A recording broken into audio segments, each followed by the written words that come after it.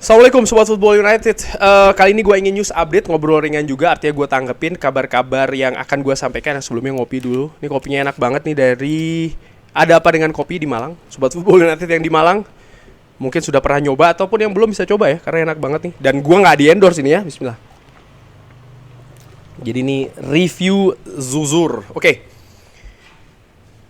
Beritanya pertama dari Fabrizio Romano mengabarkan kalau Manchester United akan segera melakukan penawaran pertama terkait dengan Rasmus Højlund.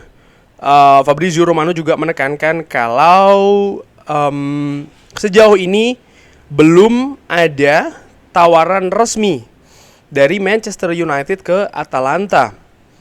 Yang sudah dilakukan oleh Manchester United adalah mengamankan dalam tanda kutip personal agreement atau persetujuan personal dengan kubu dari Rasmus Højlund, dan juga sudah melakukan pembicaraan yang belum resmi ya terkait dengan transfer Rasmus Højlund ini dengan kubu Atalanta, termasuk juga kemungkinan selain uang juga ada pemain yang dilibatkan di sana. Fred disebutkan oleh Fabrizio Romano, tapi Atalanta nampaknya menginginkan cash nih, hanya uang saja.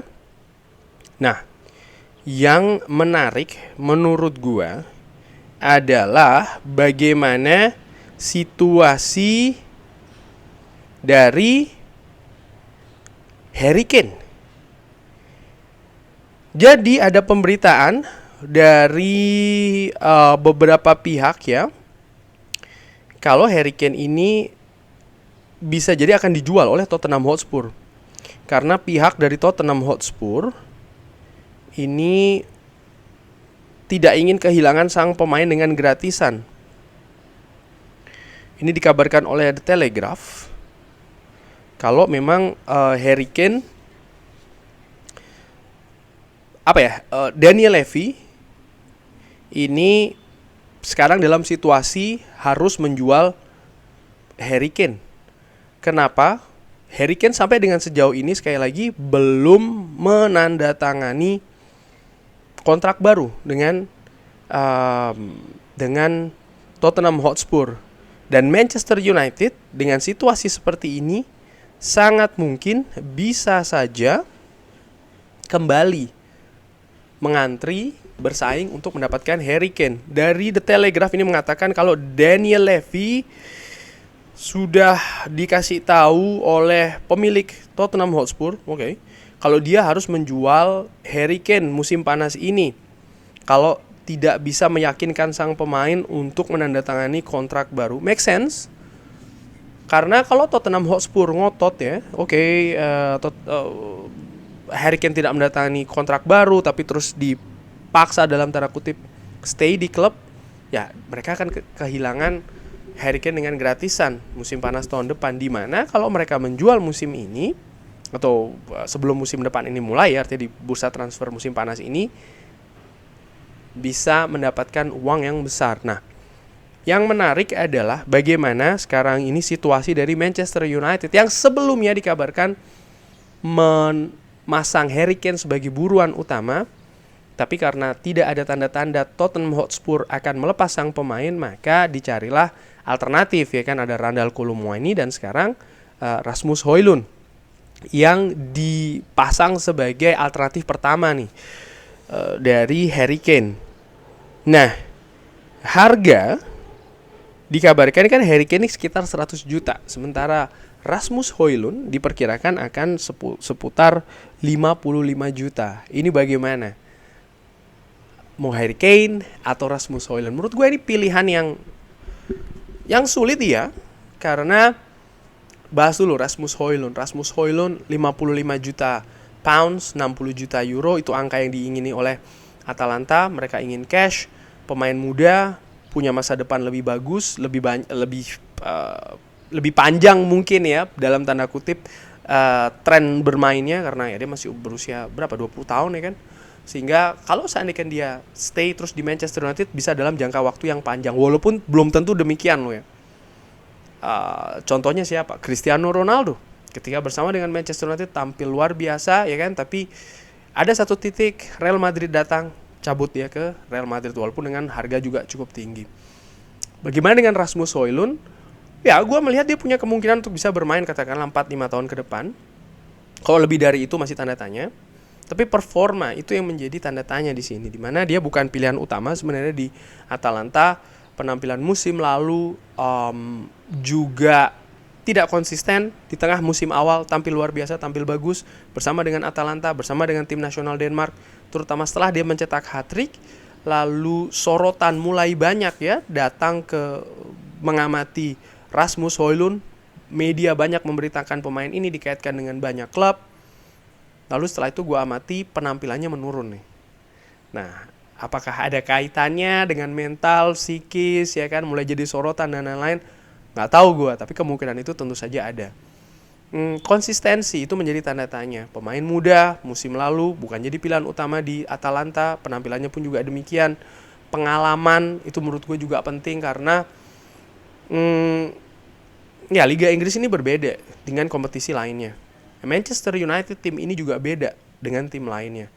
Sorotan media sekali lagi di Manchester United, tim terbesar di dunia ini akan sangat kencang.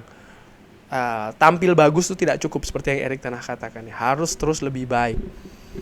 Manchester United butuh mesin gol utama untuk musim depan, bukan pemain proyeksi kalau menurut gue secara ringan amatiran. Sehingga sebenarnya sosok ideal ini pernah gue katakan ya memang ada di Harry Kane. Itu yang gue lihat pun juga demikian.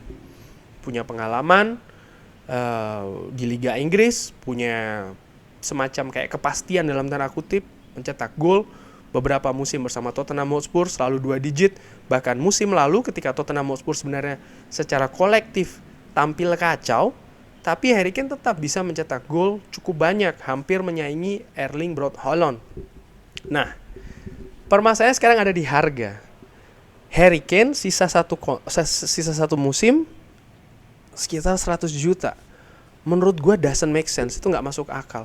Sebenarnya harga dari Rasmus Højlund 60 juta, 65 juta menurut gue tuh juga terlalu tinggi. Kalau gue lihat di Transfermarkt, harga dari Rasmus Højlund itu sekitar 45 juta. Harga yang dibayarkan oleh Atalanta ketika mendatangkan Rasmus Højlund dari tim sebelumnya itu sekitar 17, sekian juta, 18 juta lah katakanlah. Dan mereka ingin mengambil keuntungan berapa nih? 3 kali lipat lebih ya, 300% lebih bahkan. Doesn't make sense menurut gue, tidak masuk akal. Tapi sekali lagi, apa sebenarnya yang dibutuhkan oleh Manchester United? Pernah gue katakan ketika gue bikin konten tentang striker Manchester United ya, idealnya memang Manchester United mendatangkan 2 sosok striker. Satu striker berpengalaman dengan bisa memberikan kepastian gol ya, walaupun tidak 100% dari Manchester United. Dan satu striker proyeksi untuk masa depan selanjutnya. Harry Kane mungkin hanya 3-4 musim ke depan, tapi setelahnya Manchester United juga butuh regenerasi ya kan. Itu idealnya saat ini. Tapi di sisi lain gue melihat Manchester United musim depan ini persaingannya akan keras. Di Premier League, di Carabao, musim lalu jadi juara, musim ini pasti dituntut paling tidak sama kayak musim lalu. FA Cup pun juga demikian. Musim lalu sampai ke final ya kan. Musim depan diharapkan juga bisa berjalan jauh. Champions League Manchester United tentu saja diharapkan bisa melangkah ke knockout pace lebih jauh. Mungkin juara masih sulit ya, tapi paling tidak bisa ke knockout, perempat final, semifinal, sampai situ menurut gue. Dan ini tidak mudah melihat bagaimana pergerakan tim-tim lain di Eropa dan tim-tim lain juga di Premier League. Manchester United butuh pemain yang siap menurut gue.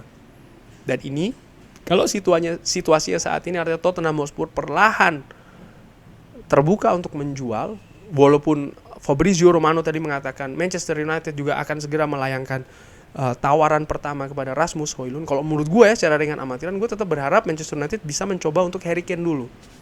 Kalau menurut gue sekali lagi, karena gue melihat itu tadi kepastian itu yang lebih penting.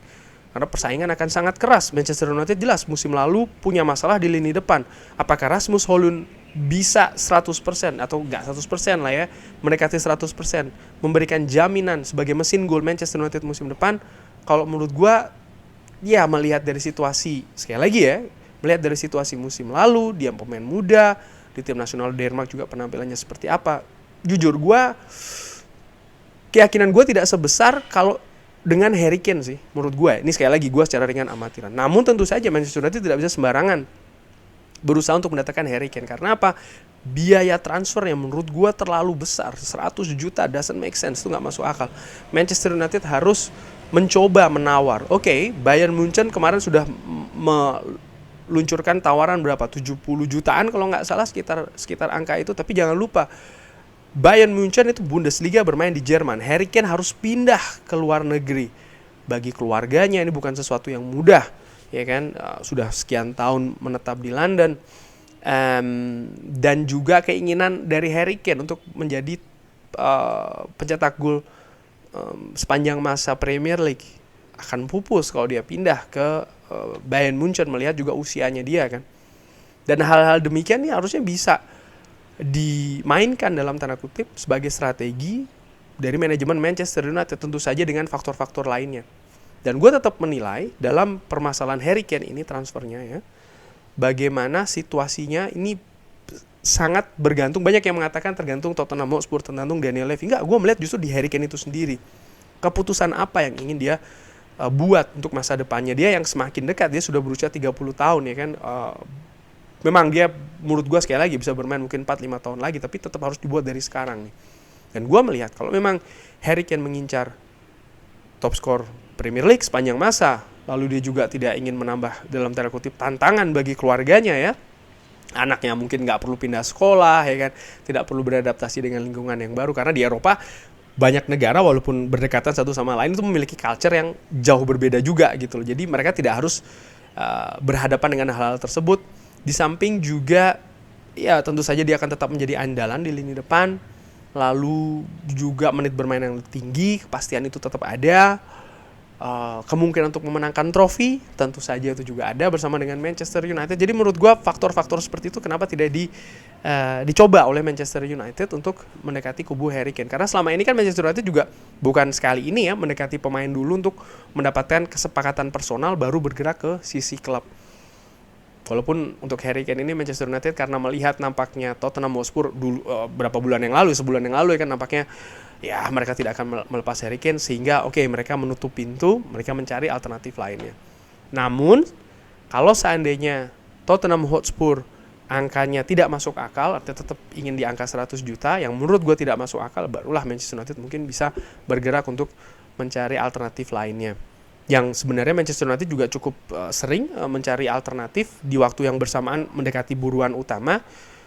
Tapi tentu saja ada tantangan lainnya, karena Rasmus Højlund dikabarkan oleh Fabrizio Romano juga didekati oleh Paris Saint-Germain. Jadi Manchester United harus bertindak dengan ekstra hati-hati tapi juga ekstra cerdik nih. Karena untuk mendatangkan dua-duanya menurut gue gak masuk akal juga, karena tentu saja Manchester United akan merogoh berapa nih, sekitar 150 juta untuk dua pemainnya. Menurut gue terlalu banyak sih. Paling tidak Manchester United harus menjual pemain dulu dengan harga juga cukup tinggi, dan menurut gue situasinya agak complicated, agak sulit sih. Itu kurang lebih ngobrol ringan terkait dengan Harry Kane dan juga Rasmus Højlund. Bagaimana menurut Sobat Football United situasi seperti ini?